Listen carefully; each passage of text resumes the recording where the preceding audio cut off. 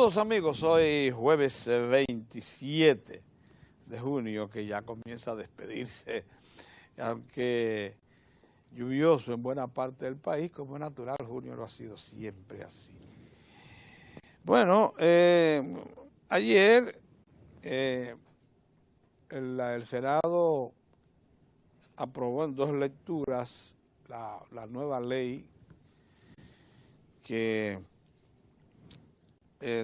reorganiza y replantea una organización de las Fuerzas Armadas de la República Dominicana con una serie de cambios trascendentes. Incluso se sugieren cambios básicos a cada uno de los cuerpos armados, se llamarán de otra manera.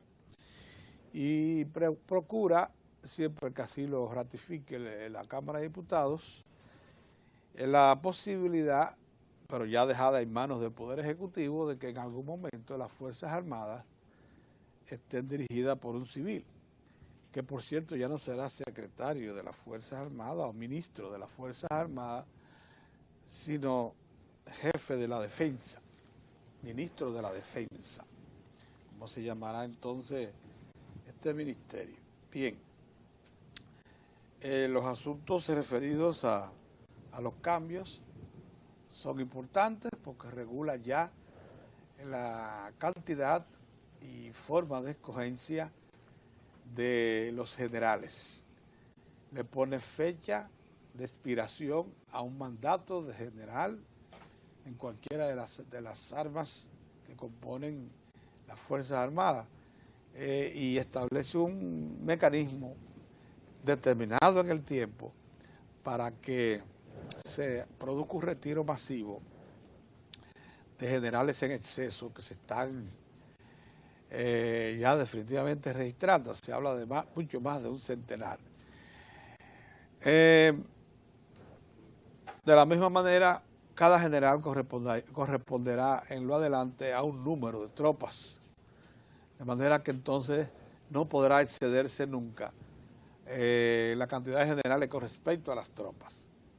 Interesantísimo lo que está aconteciendo, y por haberlo aprobado ya en 2 lecturas, este proyecto de ley que es de autoría del senador por Elías Piña, pero que evidentemente consensuó este senador Sánchez Roa con los propios militares y actuales jefes de las Fuerzas Armadas y con instituciones oficiales de importancia.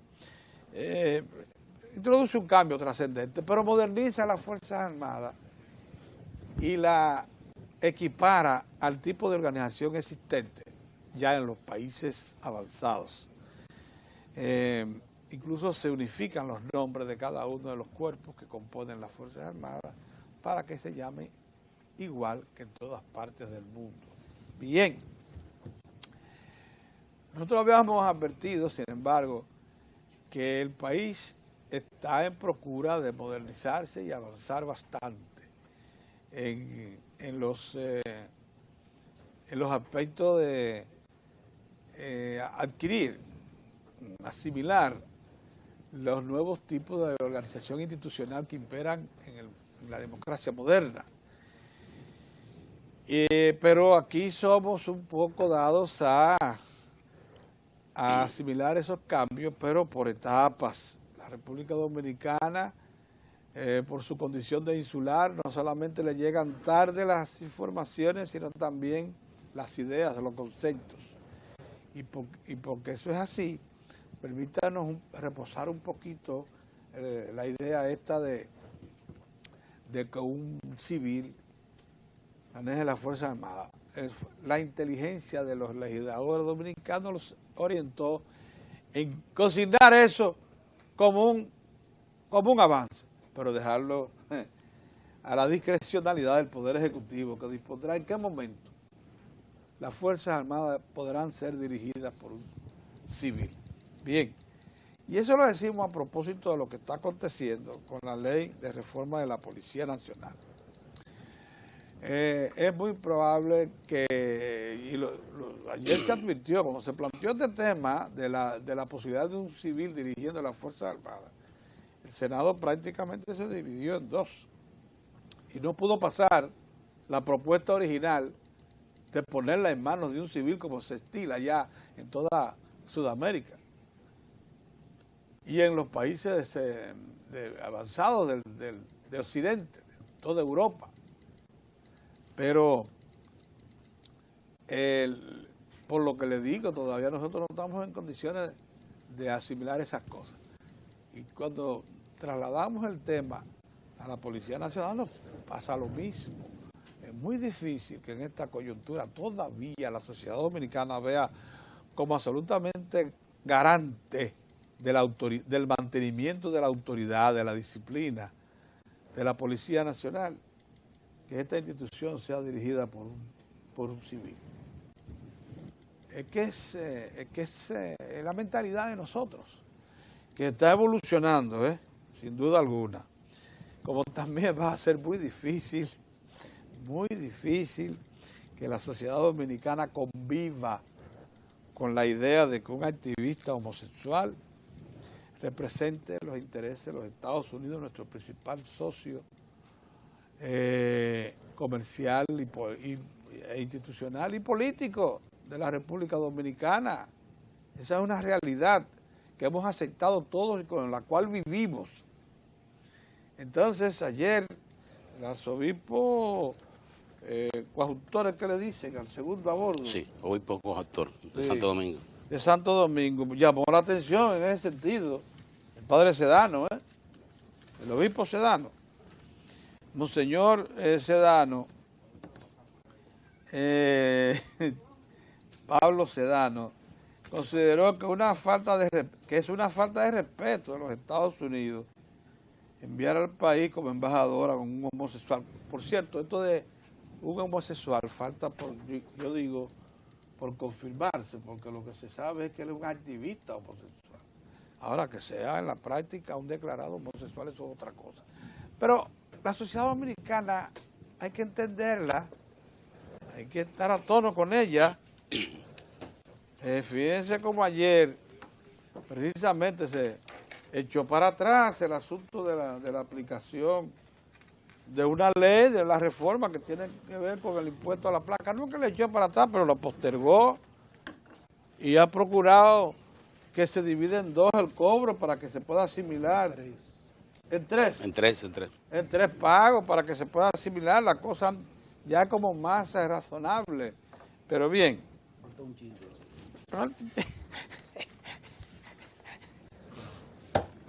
Buenos días, don Orión. Buenos días, don Mozart. Buenos días, don Gator. Buen día, don Pedro. Buen día, don Mozart. Un poquitico. ¿Qué le pasa, don Orión? A usted le dan por el pescuezo. Un poquitico. Con esa... Entonces yo... Un poquitico, velamos. Es bueno oír la opinión de don Orión sobre ese tema. Sobre todo Orión. Sí.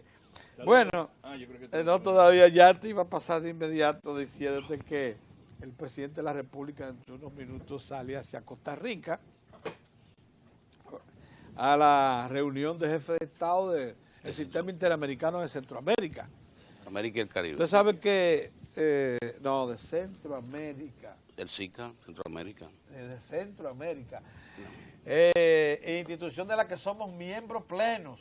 Una de las cosas, aquí hay cosas en las que tenemos que hacer conciencia.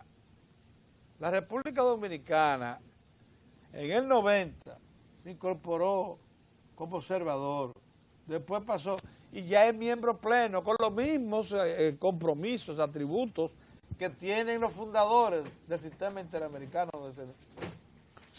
una vez aceptado el país, ya es de pleno una condición que tiene Panamá también, ahora mismo ya acaban de, pero que siendo Panamá parte del Istmo, la vino a adquirir después que nosotros, junto con nosotros. O sea, óigame, es que hemos decidido incorporarnos a un proyecto integracionista que no solamente se enmarca en el plano económico y social, sino que tiene pasos avanzados en el plano institucional y político. Eso es una cosa que nosotros, por ser un poquito, bueno, esa condición de isleño nuestro como que nos suministra las informaciones por cucharadas, como que van llegando lentas, como por suero. No, es un compromiso severo el que hemos adoptado. Ustedes nos ven que el presidente va hoy y regresa esta misma tarde, porque es una reunión de jefes de Estado que hay en Costa Rica hoy del SICA. Entonces, un momentito, la cosa vamos a tomarla cada vez más con la resolución que demanda una decisión de esta naturaleza. Y, don Orión, buenos días. Entonces a usted le van a poner en 3 plazos el pago de la placa. Bueno, yo que digo que el país marcha indeteniblemente hacia la institucionalidad y hacia una nueva ciudadanía. La ciudadanía, que es uno de los aportes importantes que está haciendo el gobierno del presidente Danilo Medina a esa consolidación institucional. Además, y quizás lo principal de lo que tú señalaste, consolidar instituciones como la Fuerza Armada, la Policía Nacional, esquemas o normativas como la de la seguridad ciudadana, porque todo el ensamblaje fundamental que soporta el ejercicio democrático en la República Dominicana ya fue diseñado, fue hecho, fue aprobado y ahora se requiere ponerlo en pleno vigor, y eso se hace con lo que estamos haciendo ahora, aunque a los ciudadanos se les escuche, con que se reforme la Fuerza Armada, como tú lo señalaste, se modernice, se coloque a la altura de las democracias más consolidadas del mundo, a la Policía Nacional, la normativa sobre la seguridad ciudadana, pero sobre todo lo que está pasando en estos tiempos, que se escuche a los ciudadanos, que no se le impongan las cosas a los ciudadanos, sobre todo cuando son fardos de sacrificio muy pesados. El gobierno, inteligentemente, me parece que fue muy inteligente, le dijo, un momentito, págame 3 pagos. Pero eso llega el tipo y dice, yo no te puedo pagar. Pero eso es lo que se hace en los bancos. No, en los bancos y el carrotero de la esquina también, cuando ve que, porque hay una expresión jurídica, nadie está obligado a lo imposible. Si tú le hubieras cobrado ahora ese dinero más la reanudación de la escuela, colegio, pago de cosas, todo, es imposible. Ese dinero es mucho en cualquier tiempo del año, hay que advertirle eso al gobierno, es mucho en cualquier tiempo del año. Sin embargo, hay ya un paso importante de avance, que es una comprensión del gobierno hacia una queja ciudadana. Lo escucharon. Bueno, vamos a ver que buscándole la vuelta a la cosa. Dice Mozart que todavía hay que buscarle otra vueltecita, un poquito más. Sí, que le baja un poquito. La expresión de que nadie está obligado a lo imposible, en principio era válida, muy válida. Ahora le dicen, bueno señores, le estamos dando 3 pagos, el 29% de nada más lo que se le van a dar aquí, a los otros le van a dar por aquí. Bueno, está bien lo que ustedes digan, pero están entendiendo a la ciudadanía. Por eso que yo creo que exagerado de algunos colegas el decir que nos estamos pareciendo a Brasil. Pero ya andan por ahí. Sí, no, se pasaron. Sí, Dani y otro colega se pasaron un poco, porque no comparar a Brasil. Señores, no comparen una nación que ha tenido durante 200 años lo muy rico y totalmente lo muy pobre. Ya nosotros en la década de los 60, 70, ya estábamos comenzando a consolidar, digamos, abonar una clase media. Sí. Y hoy es esa clase media la que está peleando. ¿Te acuerdas cuando surgieron 300 millonarios? Sí, 300 nuevos millonarios, exacto. Entonces, qué bueno que el gobierno esté escuchando. Yo estoy de acuerdo con Mozart, todavía como que falta algo. Pero sin embargo, eso de ponerlo en 3 pagos, ya es una ley. Acuérdense que es una ley que forma parte de un código impositivo. Vamos a llamarlo un código, porque es un conjunto de medidas, de ley que se adoptaron para procurar, ¿cuántos fueron? 22 mil millones de pesos, que era equivalente a tanto. Eso fue en octubre del año pasado. O sea, finales del año pasado. Lógicamente, la reforma fiscal no se aplica de un cantazo, sino que te dicen, ahora es la pastilla para el colesterol, 20 días. Tú te la tomas, te dan cierto mareo, te sientes mal, luego te dicen, ahora viene la pastilla hepática. Sí. Entonces te van dando en todo un periodo hasta que te puedas restablecer. Ahora, esta es la pastilla hepática, viene para el hígado, esta de la placa. Ya habían otras, los bancos. Con los bancos, ¿tú sabes por qué yo digo que el gobierno actuó inteligentemente? No estoy diciendo que suficientemente, pero sí inteligentemente, porque con los bancos se llegó a un acuerdo con el sector financiero. El 1% sobre los activos válidos de los bancos, los activos que ellos tienen en el mercado, eran más cuartos que el gobierno haitiano. Y ya los bancos lo tienen aquí, entonces le dijeron, ok, un momentito, vamos a resolver eso. Adelántenme hasta todo lo que ustedes me tienen que dar hasta, creo que era hasta julio. Y en julio yo voy a mandar un proyecto de ley al Congreso terminando eso antes de diciembre. Algo como no, le adelantaron el dinero, el gobierno pudo resolver el asunto de su urgencia rápido y los bancos bien, todos somos felices y así termina el cuento. Con nosotros, los ciudadanos, había que negociar también.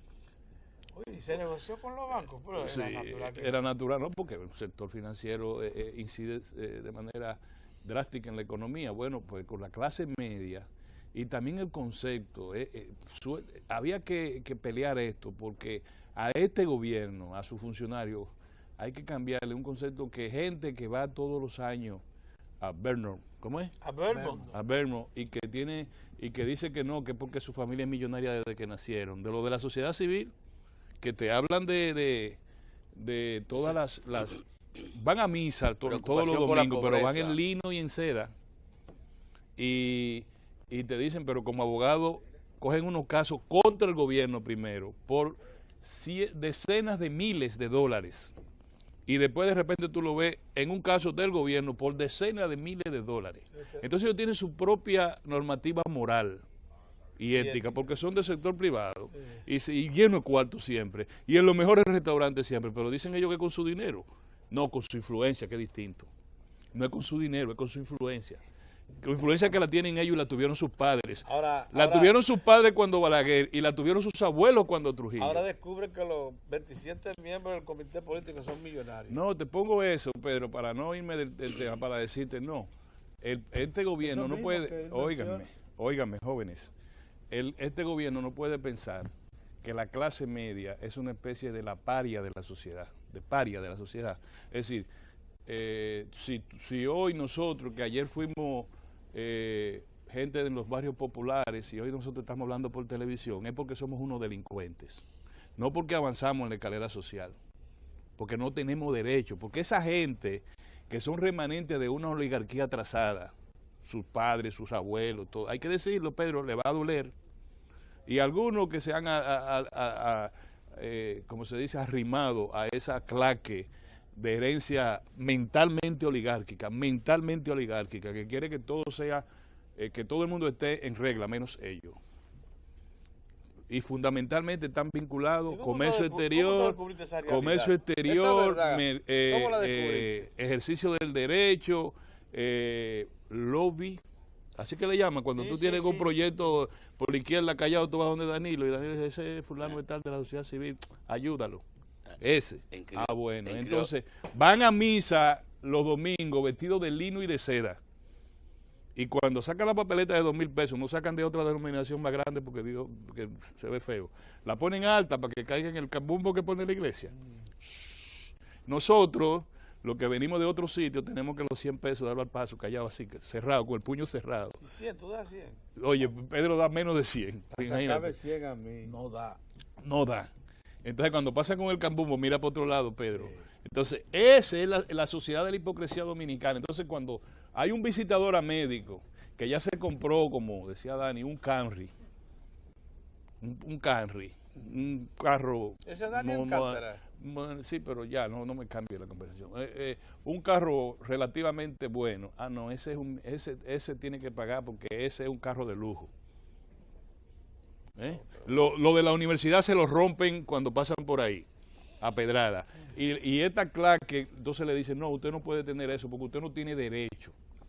Un periodista no tiene derecho a tener un carro. Un periodista no tiene derecho a vivir en ningún sitio residencial. Eso es para los hijos de la oligarquía, los que estudiaron en las mejores universidades nacionales o extranjeras. Nosotros, los de la UAS y lo de a pie, no podemos avanzar.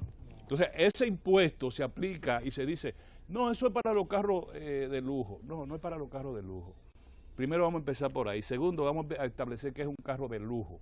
¿Cuál es el porcentaje? Dice la Dirección de Impuestos Internos, 0 punto tanto es de lujo. Bueno, pero si yo tengo un carro para mi familia o una jipeta que me cueste 1.500.000 pesos, entonces yo soy un delincuente. Sí. A mí se necesita que me penalice todo el mundo. Me penalizan en la universidad que me les rompen los vidrios y me penaliza el gobierno que me dice que yo tengo demasiado cuarto, que tengo que pagar más impuestos. La sociedad civil entonces, por eso es que tenemos que ir a la consolidación de un Estado de Derecho, en que a todos los sectores se le proteja, se le incentive su desarrollo y su consolidación. Por ejemplo, en Italia, pongo la sociedad italiana, el señor que tuvo hace 30 años una fábrica de embutidos, su hijo participa en la fábrica de embutidos, viene el hijo del hijo y también regentea la fábrica de embutidos, y tienen una cultura de trabajadores, pero no quiere decir que viven desarrapados. Y ahí voy con el planteamiento de Mozart. No le quieren aumentar, quieren que siga, están hablando y van a misa los domingos, y hablan de todas las cosas, y la corrupción, y la corruptela en la sociedad, pero mantienen a un trabajador con 6.000 pesos mensuales para que viva, porque según su concepto, ese trabajador no puede ser más de ahí. Ese trabajador tiene que vivir en una casucha en la Sursa. Tiene que sus hijos llevárselo quien lo trajo y sufrir que sus hijos pasen hambre o necesidades o no puedan tener una educación adecuada. Mientras que a las sociedades que aspiramos, como por ejemplo la de Francia, ustedes ven en una de las calles de Francia, que va el señor en su carro con el mismo producto para la cena de su casa que el trabajador que va a abordar el tren. ¿Qué lleva? Una botella de vino y un pan baguette de esos grandes. Porque todos comen con vino y con pan en su casa, el trabajador y el patrón también. Ah, no, aquí no tienen en esa situación, pues se acabó eso. Por eso yo digo, vamos bien hacia la institucionalidad. ¿Qué plantea el sector empleador en la República Dominicana? Un pacto para el empleo formal. ¿Qué es eso? Un pacto para el empleo formal con el gobierno. O sea, denos más de los 125.000 millones de pesos anuales que ustedes nos dan en incentivos fiscales, porque eso no da para nosotros seguir enseñando al burro a no comer. Entonces, eso que quede por un lado bastante claro, que lo conversemos de esa manera. Y lo otro que quiero señalar, en términos de ir hacia la institucionalidad, es que el gobierno dominicano, lo mejor que está haciendo el presidente Danilo Medina es, sin exceso, escuchar a la población. Si eso se hubiera impuesto, este gravamen, así, no, a pagar todo el mundo. Es verdad lo que dicen muchos, estuviésemos en la calle alguna gente diciendo, no, espérate, así no. Ahora, el gobierno entiende y la población tiene que entender, porque por ejemplo, estos 4 ciudadanos que estamos aquí, no nos luce, lo dije ayer, hablar mal de una ley impositiva, que lo que la consideramos exagerada, no inhábil, cuando hemos dicho aquí que hay que incrementar la presión tributaria para poder impulsar el desarrollo.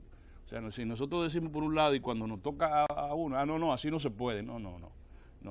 Vamos a establecer claramente una política integral e impositiva que reduzca privilegios que se traducen en viajes al exterior de familias prominentes del país que le salen que hablan por televisión como si fueran proletarios, y que eleve a unos trabajadores que tienen casi 3 años con un salario mínimo que no puede, uno ni la señora de su casa se atreve a plantearle ese salario mínimo que quieren esta gente de la corporación de vaina, ¿cómo que se llama? No, Consejo Nacional de Empresas. La Confederación Patronal, que todavía van y dicen, ahora dicen que ellos no, que eso va a pasar mucho tiempo porque el sector sindical es irracional y no se han puesto de acuerdo, ¿no? Y un sector que hay que buscarse todo el estudio en todas partes del movimiento sindical, que le está diciendo, señores, es como ustedes quieran, pero lo único que le estamos pidiendo es plazo.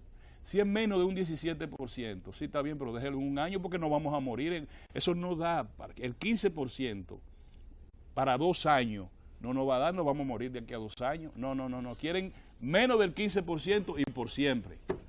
Me quedo ahí porque hoy estoy medio difícil. Hoy está medio aceleradillo, por eso se resuelve. Yo voy a comenzar con una nota positiva. Ustedes recuerdan el Plan Nacional de Alfabetización, que fue una de las primeras medidas que aprobó el presidente Danilo Medina. y que ese plan comenzó el 7 de enero del año en curso. Ayer el Ministerio de Educación ha dado la buena noticia de que ya más de 274,000 dominicanos y dominicanas ya han logrado, se han alfabetizado a esta hora ya, daba esa información. Es decir, que en menos de 6 meses. Digamos que ya se han liberado, ¿verdad? Sí, del analfabetismo. En menos de 6 meses ya tiene prácticamente el 50% del objetivo que se trazó el gobierno, que es de sacar del analfabetismo a más de 700,000 dominicanos y dominicanas. Esta cifra que ha dado la ministra de Educación le indica a usted que cuando la administración de un gobierno se traza un objetivo, aun cuando tenga múltiples limitaciones, al final se puede lograr, porque no ha habido pausa en este programa y lo que ha habido es un esfuerzo de ir estimulando a las comunidades para que descubran dónde tienen una persona que no sabe leer y escribir, para que se integrarla a ese plan nacional de alfabetización. Así también se estimula a una sociedad a que avance en la movilidad social, porque una persona analfabeta es un excluido, porque múltiples facilidades que podrían alcanzarlo, sencillamente no, porque él está excluido o excluida por su condición de que no sabe leer y escribir. Para que tengan una idea, en una empresa, hasta para cuidar una puerta, va un trabajador, va una trabajadora a solicitar empleo o para una recesión, y tan pronto la persona da la información de que es analfabeta, está cerrado el espacio, no tiene espacio. Y el propósito de este Plan Nacional de Alfabetización se logra alfabetizar a la persona, pero también abriendo espacio para que puedan continuar los que estén interesadas en continuar la educación. Y esto es una nota positiva en medio de todo este cuadro que se le quiere presentar insistentemente a la República Dominicana a través de los medios de comunicación, de que es un país como sembrado, un país que no avanza. Y don Pedro refería en la primera parte, y luego lo hizo Orión, la parte institucional, el avance que ha estado logrando la República Dominicana de manera sostenida. Ustedes toman ese periodo a partir del año 2005 y se van a dar cuenta que ha sido un proceso sostenido. Recuerden cuando comenzó con la reforma financiera. La República Dominicana tiene una nueva ley orgánica de presupuesto. La República Dominicana tiene una nueva legislación de contabilidad pública. Fíjense lo que ha pasado. La República Dominicana ha dado el salto a la cuenta única del Tesoro. Y ya a esta fecha prácticamente está incluido el 100% del número de entidades públicas del Estado, ya en esa cuenta única del tesorero de la República.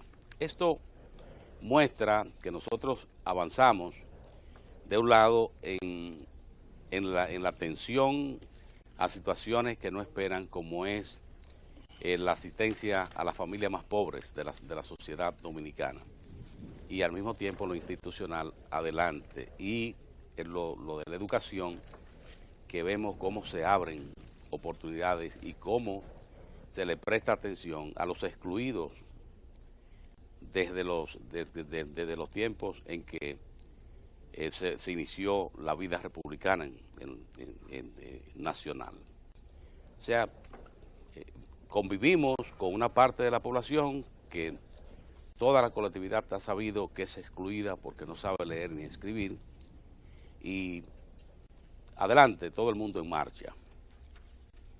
Bien que el gobierno se planteara un programa de este tipo, como este Plan Nacional de Alfabetización, porque hoy están los grupos privados planteando que lo apoyan y que ahora están mirando adentro en sus empresas para localizar a las personas que no saben leer y escribir, para incluirla y darle ese peldaño de la alfabetización, de manera que liberarlo de su exclusión. Esto es importante, lo quería decir antes. En lo que tiene que ver con lo del aumento salarial, lo que pasó ayer, que tuvieran que ir las centrales hasta la Casa de Gobierno a reclamar un aumento salarial, si lo observan, lo que plantea es cómo un tema sencillo se puede complicar. Porque lo lógico es que si la ley, la normativa, establece cuándo se revisa el salario mínimo y cuándo ya los trabajadores, las trabajadoras, los empleados, las empleadas, deben recibir un aumento salarial que les permita recuperar la capacidad de compra que se pierden con las variaciones del índice de precios. Esto debiera ser una discusión normal y que terminara rápido, que no se diera espacio para que tengan que ir las centrales hasta la Casa de Gobierno. Y cuando ocurren estas situaciones, lo que se dan, surgen ya elementos que preocupan. Ustedes saben que el sector público se rige por la ley de presupuesto. Una vez esa ley entre en vigencia, la administración del gobierno no puede tomar decisiones unilaterales, porque para establecer cambios en esa legislación, en esa ley de presupuesto, tiene que ser aprobado cada cambio por el Congreso Nacional. No puede ninguna institución pública tomar una decisión unilateral que sea contraria al presupuesto aprobado en República Dominicana. Y esto, por eso se contempla el presupuesto complementario, que ahora lo vamos a ver en junio, como ahora en este mes, ya terminando el mes, el presupuesto complementario va a llegar al Congreso de la República para que sea conocido y aprobado.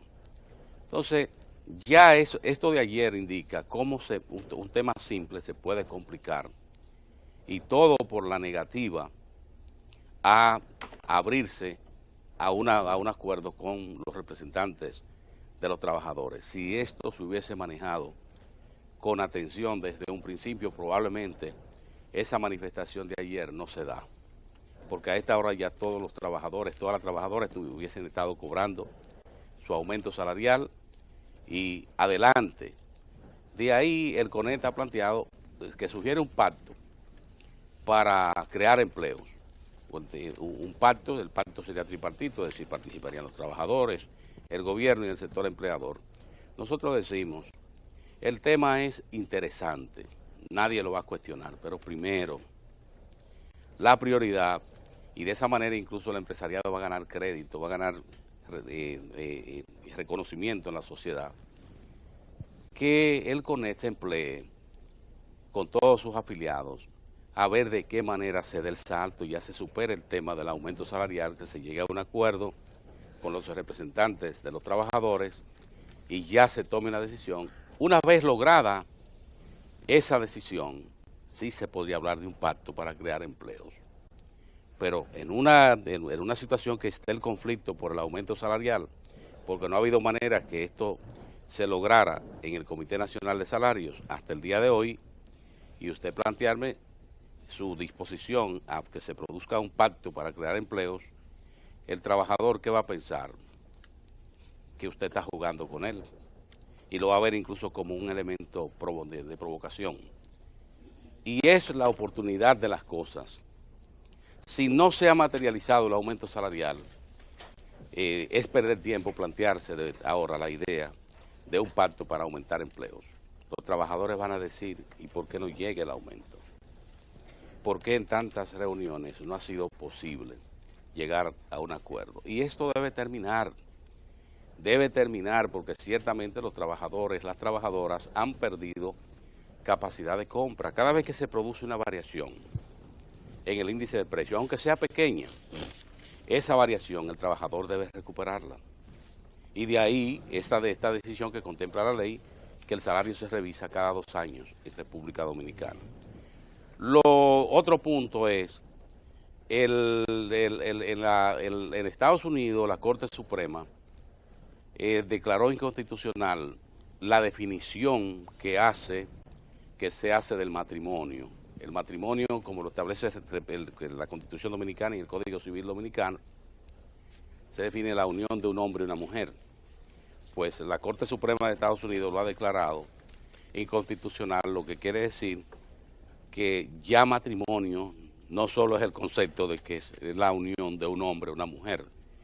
Ya lo que se entiende es que matrimonio se plantea es que es la unión de dos personas, sin importar que sean del mismo sexo. Esto, para la América Latina, usted diría, lo está viendo así, lo ve en Estados Unidos y lo ve a distancia, pero los países de la América Latina, ¿usted sabe qué va a pasar ahora? Que deben prepararse, porque ese va a ser otro tema que le van a colocar en la agenda. Y así es. ¿Usted se acuerda cuando como le colocaron una serie de medidas a estos países? Ahora viene esta, que los países modifiquen sus constituciones y su código civil para que se pongan a tono con una línea de este tipo. Ya en la Unión Europea ustedes han visto todo lo que ha estado pasando, como las entidades, las ONG o las entidades sin fines de lucro que financian en países como República Dominicana, ya tienen toda una corriente. De ahí que este es otro punto que va a crear situaciones especiales en estos países. Así es. Mozart, ¿qué le parece eso, esa presioncilla? Bueno, eso es su naturaleza. Miren, por un lado quiero compartir la inquietud del sector empresarial, del CONEP, en el sentido de que ciertamente nosotros debemos abocarnos a un pacto por el empleo. Pienso que eso incluso de alguna manera se suma al interés manifiesto de la administración del presidente Danilo Medina, que desde un principio, desde la campaña electoral, puso en evidencia su gran propósito de tratar de procurar la generación de más de 400.000 nuevos empleos durante su gestión. La apuesta de todo el mundo debe ser precisamente a eso, y entonces el empresariado hace muy bien en colocarse de ese lado para tratar de ver cómo nosotros, si no equipararnos, por lo menos darle un mayor nivel de ¿cómo le digo?, equilibrio entre la generación de empleo o nómina en el Estado y en el sector privado. Porque ciertamente en los últimos 12 años el empleo ha crecido en apenas un 4% en el sector privado, mientras que la nómina estatal ha aumentado en un 98% en los últimos 12 años. Porque la almohada de amortiguar. Perdón, son cosas distintas, pero todo eso entra dentro de lo que los empresarios consideran la necesidad de que nos sentemos todos, Estado y sector privado, para mancomunar esfuerzos, porque ahí hay que hablar de empleos formales, de empleos informales, de un Estado que tiene la obligación de responder a los requerimientos de toda una sociedad, porque así se lo manda la Constitución de la República. No podemos esperar que un gobierno con una administración pues decida de golpe y porrazo despedir, como se procuró y se hizo en Puerto Rico, y fíjense ustedes todo lo que está aconteciendo por allá. Y yo pienso que ciertamente, y en el marco de eso ellos hablan de la modificación del Código Laboral, que entienden, y yo entiendo también, que necesita modificaciones, porque ese Código Laboral le abre espacio a distorsiones terribles, hasta el punto que le abre espacio a determinadas mafias de abogados, los denominados mamaos, sí, son fruto precisamente de algunas de esas distorsiones contenidas en el Código Laboral, ciertamente. Lo único que yo como Orión creo que cuando uno va a hacer planteamientos tan interesantes como este, y de preocupación social como este, de crear empleo, es bueno que oiga a un empresario preocuparse porque quiere crear más empleo. Eso es muy importante, porque por tradición ellos quisieran tener menos empleo y ganar más, como es la tendencia que se está dando a todos los niveles, incluyendo los medios de comunicación, de una sola redacción para la convergencia. La convergencia. Entonces, lo que quiero decir es que cuando usted escucha a un CONET hablar en esos términos, pues usted se entusiasma porque está apelando a un empleo. Ahora, yo le voy a decir algo a la gente del CONET.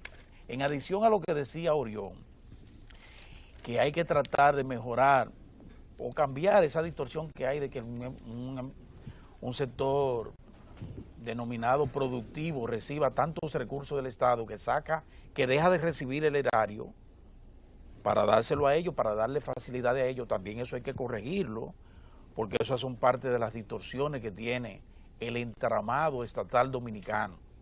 Tiene ese tipo de debilidad frente al sector privado, y eso hay que corregirlo. Pero además hay que ir sobre las leyes, el cumplimiento de la ley. Tanto el Estado y el gobierno como el sector privado están incumpliendo la ley. Por ejemplo, la ley para el aumento en el salario mínimo está siendo incumplida cabalmente por el gobierno a través del Ministerio de Trabajo, que tiene la responsabilidad de que eso se cumpla, a través del Comité Nacional de Salario. Y si no se hace por ahí, bueno, por el Congreso Nacional, porque hay que cumplir con la ley. Y el empleador, que está en una actitud irracional completamente, que no quiere aumentar más de un 11%, que eso es inaceptable. Eso es así. Pero hay que cumplir con la ley. Queremos mayores empleos aquí.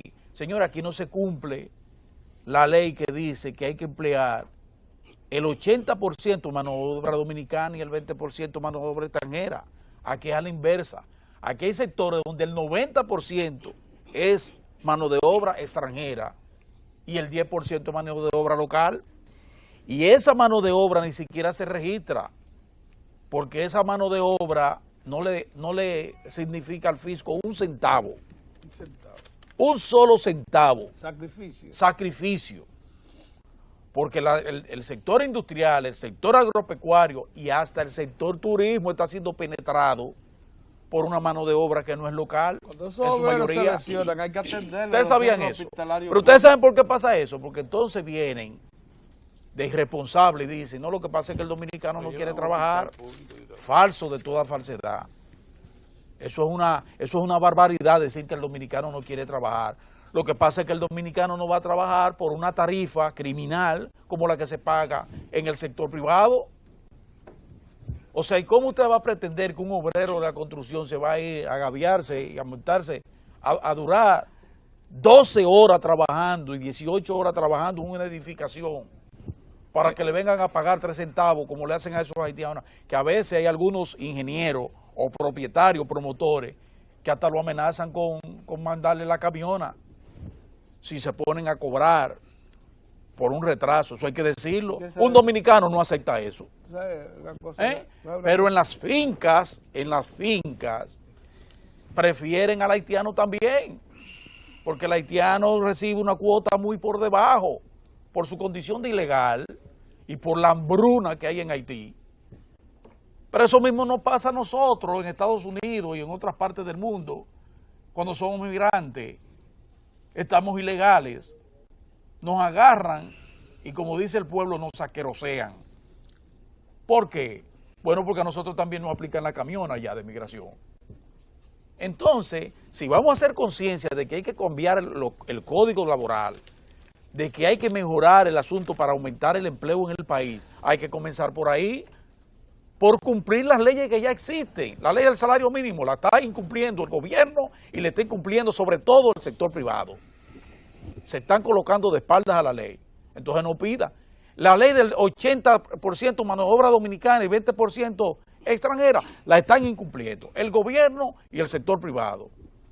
Entonces ni tiene calidad moral el gobierno, ni tiene calidad moral, o sea, el Estado, ni tiene calidad, porque eso viene desde lejos. No, yo no estoy hablando de la administración, estoy hablando del Estado dominicano, que viene violentando la ley desde hace muchísimo tiempo. Como por ejemplo, ¿ustedes saben quién violenta la ley?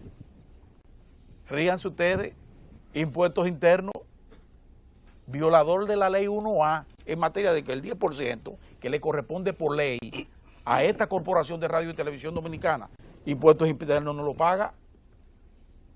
Y nosotros tenemos que estar al día con ellos. Pero ustedes están escuchando, impuestos internos, ese que quiere lo de la placa y el asunto. Y que si usted si usted falla, ya usted sabe que viene una mora y la mora y te acorralan y de todo. Ese impuesto interno se niega a pagar el 10% que le corresponde por ley a esta corporación de radio y televisión. Y eso viene de lejos también, porque no es esta administración, Hernández fue el más resistente. El más resistente. Porque Hernández, y luego vino Camilo, pues en aduana, y el otro. O sea, una serie de instituciones del propio Estado que se colocan de espaldas a la ley. Y en eso está impuestos internos también. Por eso yo digo, eso de las placas, fíjense, un rechazo total y rotundo. Y a nosotros, como decía Orión, sí nos luce decir aguanten. ¿Ustedes saben por qué? Porque nosotros sí es verdad que hemos apostado a un Estado fuerte, vigoroso, que necesita incluso aumentar la presión tributaria, es verdad, la presión fiscal. Sí, pero hasta la colocación de esos impuestos, hasta esos requerimientos de recursos por parte del Estado, también es el hombre y sus circunstancias. Entonces, inteligente fue quien dispuso ayer, decimos que impuestos internos, pero yo pienso que eso vino de más allá, de decir, espera, vamos a tratar de buscarle la vuelta a esto. Vamos a ponerlo en 3 pagos a partir de octubre. Yo digo que todavía ese incremento, ¿sabes cuánto se proyecta ganar? O sea, cuánto recaudar el Estado Dominicano. Y es un recurso que hasta el momento se ha dado demostraciones que se maneja con integridad, con total transparencia, porque eso está demostrando la administración de Danilo Medina. Cada centavo que entra ahí en las arcas está garantizado y se le está devolviendo, ciertamente. Miren, Obras Públicas está en todas partes. La Casa está trabajando, hay muchísimos organismos, instituciones del Estado que están trabajando en el sector agropecuario. Fíjense cómo acabamos de aumentar en el asunto. El Ministerio de Educación. Sí, ¿no? Y el Gabinete Social. El Gabinete Social. Todo el Gabinete Social. Es verdad que le están devolviendo. Sí, pero todo tiene su momento. Yo pienso que se le puede bajar un chin. Sí. Porque ganarse 3.000, recaudar 3.200 millones, aumentar de 1.200 y tanto a 3.200 millones de un fuetazo, eso es mucho. Bájenle un poquito. Y yo le llamo la atención, al presidente, de que un presidente que va tan bien por allá arriba, gracias a Dios, que procure ver, que se siente con la gente de impuestos internos, para ver cómo le bajamos un poquito al impuesto. Porque dicen los Bentley, los Mercedes-Benz, señores, pónganle 200, 300, es más, pónganle 500, que andan en vehículos de lujo en el país. Sí, pero cuando usted pasa raya, es a todo el mundo. Es que el que compró un vehículo, que allá te ponen, ese vehículo cuesta 300,000 pesos. Cuesta 300,000 pesos. ¿Sabe cuánto va a pagar? 3,000 pesos de placa. Hasta 3,000 puede pagar. Entonces eso no puede ser. Cuando hasta ahora el tope es 2,200 pesos para los vehículos desde 2007 en adelante. Entonces el salto ha sido demasiado brusco. Entonces vamos a bajarle un poquito. Vamos a bajarle un poquito a eso, vamos a hacer un poquito más ecuánime. Finalmente, señores, yo sí lamento, así como he lamentado cómo se ha manejado Luis Abinader, un joven que pudo haber tenido mejor suerte. Y fíjense que desde ahora ya lo estoy sacando de él. Lo estoy sacando porque él se sacó. Ya esa mancha indeleble del PPHismo no se la borra ni San Benito. Ese PPH hasta el final. Y el que es PPH no tiene ningún tipo de futuro en el Partido Revolucionario Dominicano, porque es la mancha de Hipólito. Y mientras Hipólito esté vigente, no hay forma. Ahora la damita, la hija de don Hipólito Mejía, sale al ruedo público. Y qué bueno, porque uno quiere gente nueva en los partidos. Pero entonces sangre nueva. Que yo no quisiera nunca que mi hija Jennifer ni mi hijo Nuyen digan por ahí, yo voy a hacerlo, pues yo voy a hacer lo que diga mi papá, porque eso es una aberración. Puede considerar lo que pueda decir tu padre. Es bueno escuchar a tu papá en primera opción, pero al final usted tiene que dar demostraciones de que usted está en capacidad de tomar decisiones. Entonces ya esa damita comenzó mal, porque dice, yo voy a hacer lo que diga mi papá en materia política. O sea, primero su decisión de incorporarse depende de su papá. Y cuando se incorpora, por lo que ella acaba de decir, ella va a ser donde esté, si está, lo que diga su papá. Entonces, tomo el caso de Carolina no por Carolina, sino por las nuevas generaciones, por la gente que deben incorporarse para tratar de rescatar el sistema de partido. Así no, porque no podemos volver a aquella aberración de lo que diga Balaguer. Así es. Miren, señores, hoy es jueves agropecuario, y ya están listos para entrar en escena en las dos secciones que tenemos todos los jueves. En esta ocasión tenemos una invitada especial, la experta en salud vegetal y animal, Amarilis Taveras, coordinadora del programa entre el Ministerio de Agricultura y el Banco Interamericano. A ver qué está pasando. Le voy a preguntar por las piñas, porque me enteré que las piñas tienen un problemita. No, y ahí estamos en tiempo. Y hay algunos vedas, en veda en determinados productos. Sí, porque estamos en tiempo de veda. Y por eso tenemos invitadas a estas damas. Pero ya está, ¿quién es? Don Paino y David, esperando turno para Voces de la Naturaleza. Primero nos vamos con nuestra invitada y más luego Don Paino y David.